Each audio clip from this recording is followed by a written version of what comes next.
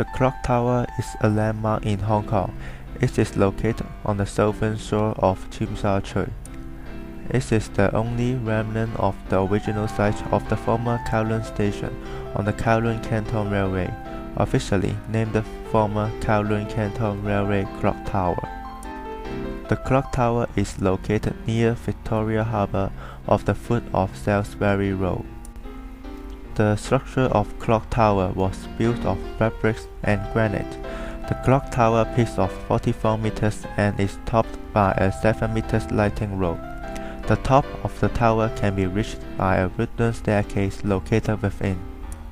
Let's talk about the history of clock tower. The plan of Kowloon Canton Railway was realized in 1904 with its terminus in Tsim Sha Tsui. The Kowloon Canton Railway was inaugurated on 1st of October 1910. However, construction of the station did not begin until 1913, mainly due to the advent of World War I. The materials required for the construction could not be shipped on time, and construction was halted for some time.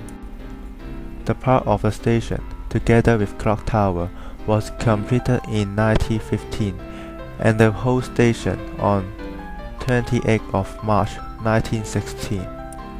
In 1975, Kowloon Station was moved to the present-day Hong Kong Station on the newly reclaimed Hong Kong Bay. The building of the station was demolished in 1977, despite the protests and petitioning from the Heritage Society and other pressure groups. However, as a compromise, it was decided that the clock tower was to be preserved. The conflict between economic and conservation aspects in Hong Kong are only one way to be chosen in one heritage. If we choose to develop the economy, the value of heritage is already lost.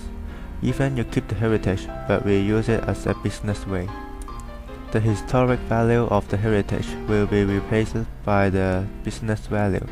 If we choose to keep the heritage, there will be a waste on business level.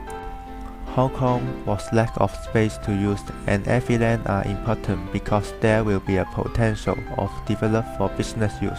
Also, the clock tower located on Tsim Sha Tsui, the main district of Hong Kong, and most of the tourists will visit there. So, the space of Tsim Sha Tsui are very valuable in business way, but we cannot abandon the history of heritage. It was a memory of Hong Kong. Finally, the clock tower can be preserved because people choose to keep the value of clock tower.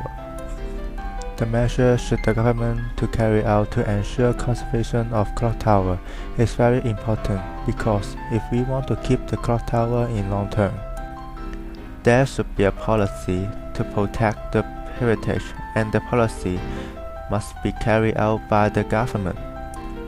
In fact, back to 1970, the colonial government had been intended to Tsim Sha Tsui Station demolition, construction, cultural and recreational facility. The society have written to the Chief Secretary, expressed their demands, has also launched a signature campaign, collected near 1,000 signatures. Close to the train station demolished more directly petition letter to the Queen. Colonial government, in response to the demands of civil city, it decided to keep the clock tower. Since the colonial government has gradually heritage conservation concern. As we can learn from the history, if we do not concern about the heritage at the earliest possible time, there will be a crisis of our heritage, just like the case of 1970. In Hong Kong government stand, they prefer to develop the economy than heritage conservation because they focus on the economic that can have profit and it helps the economic development of Hong Kong. They have no interest on heritage conservation because it cannot bring them money, and this is wasting the land, pressured by the society. The government had to keep some heritage that to deal with society. Not allowed to protect the heritage, there was not a long-term conservation.